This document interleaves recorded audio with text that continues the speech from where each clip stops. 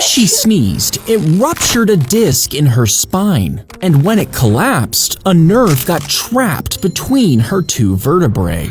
Suddenly, she couldn't move. And even though she had 3 separate operations, she still suffered extreme pain.